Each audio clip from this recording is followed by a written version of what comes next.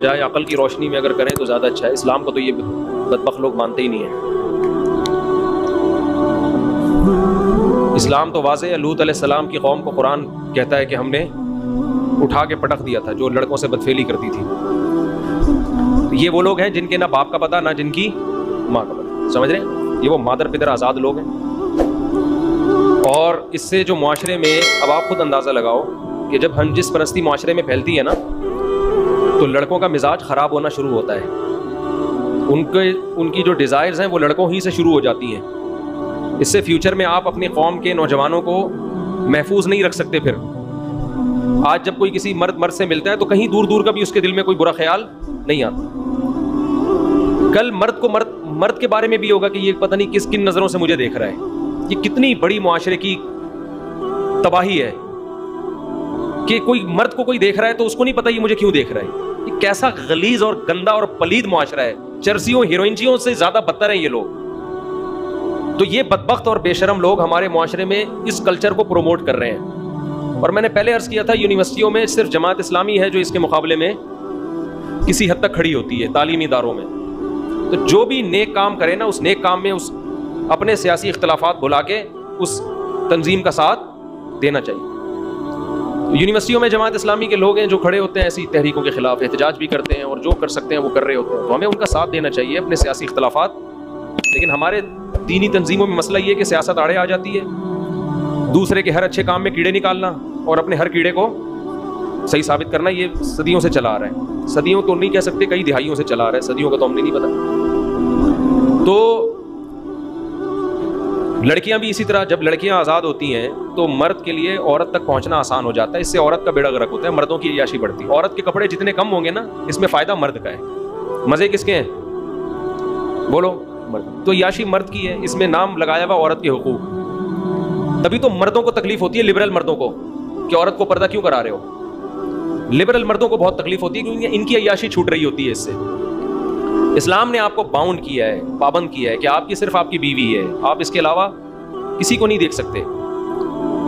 یہ لوگ یہ بھی کہتے ہیں کہ جن کی نظریں گندی ہیں وہ اپنی نظروں کی حفاظت کریں. یہ ایسا ہی ہے, آپ معاشرے میں چرس بانٹنا شروع کر دیں, چرسیوں کو بھیج دیں کہ جو گندا ہوگا وہ خرید لے گا, جو گندا نہیں ہوگا وہ نہیں خریدے. پولیس آئے دن چھاپے مار رہی ہوتی ہے, فلاں کی ٹیکسی سے چرس برآمد, فلاں سے ہیروئن برآمد. کیوں؟ اس لیے کہ برائی معاشرے میں اس کو روکا جاتا ہے. اس میں یہ نہیں کہا جاتا کہ جس نے نہیں پینی وہ نہ پیے. بھائی آپ ایسا کام کیوں کر رہے ہو کہ جس نے نہیں پینی وہ بھی پینے کی طرف مائل ہو. مردوں کو اللہ نے نظر کی حفاظت کا حکم دیا, وہ اپنی بیوی کے علاوہ کسی اور پر خواہش نفس پوری نہیں کر سکتے. اس کی محبتوں کا مرکز اس کی بیوی کے علاوہ کوئی بھی نہیں ہے.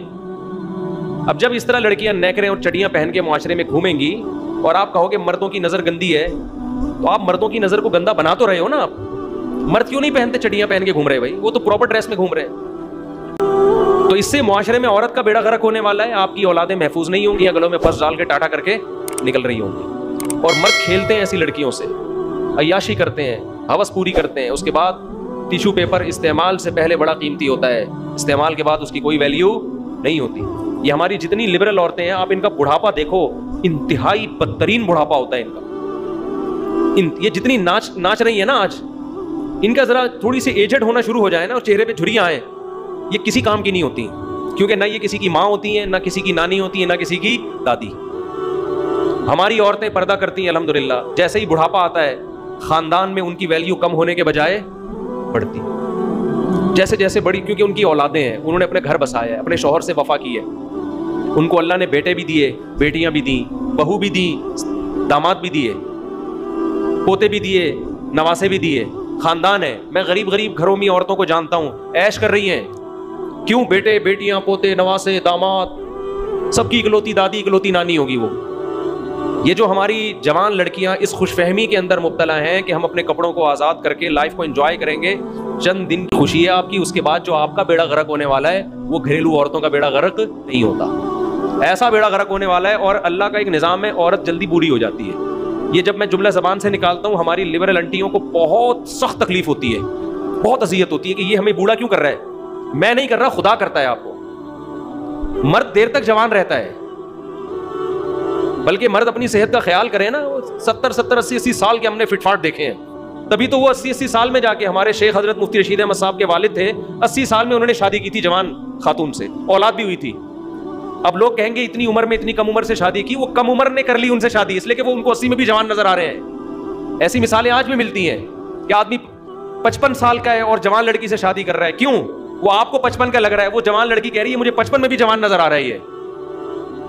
تو یہ خدا کی طرف سے یہ ہے کہ لڑکی پہ بڑھاپا, خواتین پہ تو بہت جلدی, اور یہ بہت جلدی بڑھاپا آتا ہے. اور آج کل تو ویسے بھی اس لیے جلدی آ رہا ہے, ایک تو اللہ کی طرف سے جلدی آئے گا بڑھاپا عورت پہ, اس کا حسن ختم ہو جاتا ہے بہت جلدی, اور آج کل اس وجہ سے بھی جلدی کہ وہ اولاد کے پروسیس سے نہیں گزرتی, نیچرل لائف نہیں ہے. کیونکہ اگر ان کے بچے پیدا ہوتے رہے, وہ نیچرل پروسیس سے گزرتی رہے تو صحت فٹ فاٹ رہتی ہے. وہ قدرت سے بغاوت کر رہی ہیں, بچے پیدا کر نہیں رہی, بچوں کو فیڈ کرا نہیں رہی ہیں, اس کا نتیجہ کیا نکلتا ہے اور زیادہ.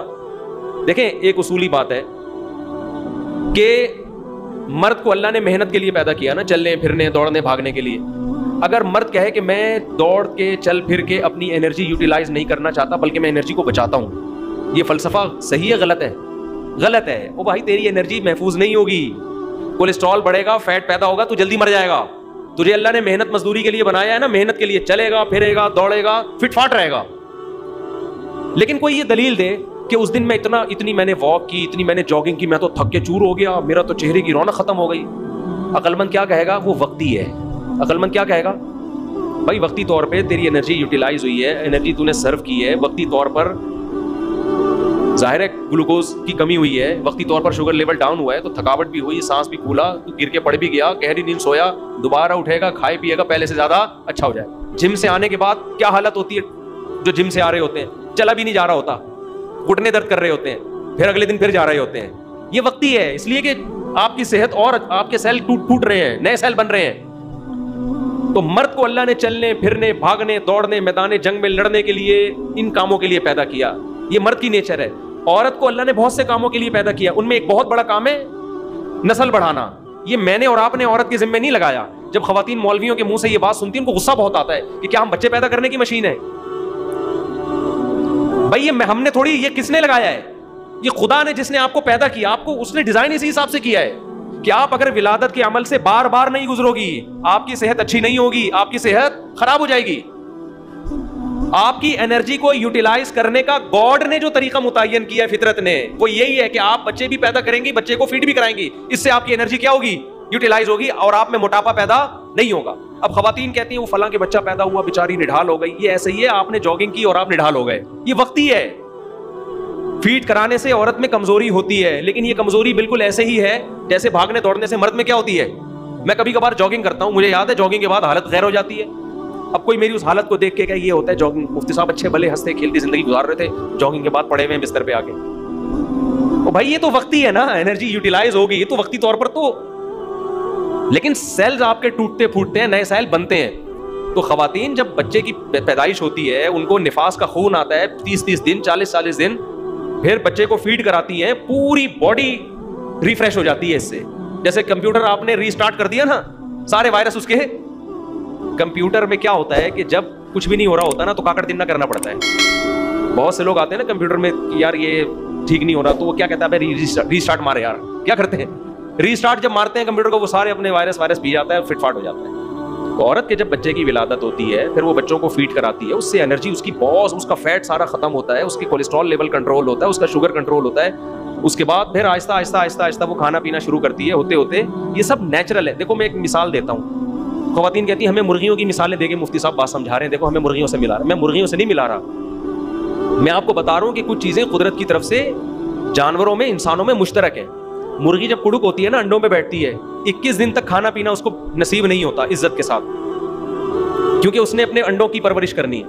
وہ بالکل سلم اسمارٹ ہو جاتی ہے ان دنوں میں, پر بھی گرنے لگتے ہیں, بالکل دبلی پتلی باریک. پھر بچوں کو پالتی ہے وہ, پھر بچوں کو پالنے میں بھی اپنے سے زیادہ کس کو کھلانے کی فکر ہے؟